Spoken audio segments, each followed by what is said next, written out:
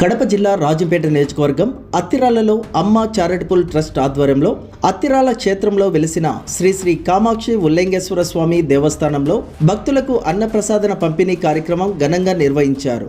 ఈ కార్యక్రమంలో ట్రస్ట్ అధ్యక్షులు ఎం కామాక్షయ్య, నాగరాజు, లక్ష్మీ నర్సయ్య, శివకుమార్ తదితరులు పాల్గొని భక్తులకు స్వయంగా అన్నప్రసాదన వితరణ చేశారు. బంధువులు, స్నేహితులు మరియు స్థానిక భక్తులు పెద్ద సంఖ్యలో హాజరై కార్యక్రమాన్ని విజయవంతం చేశారు.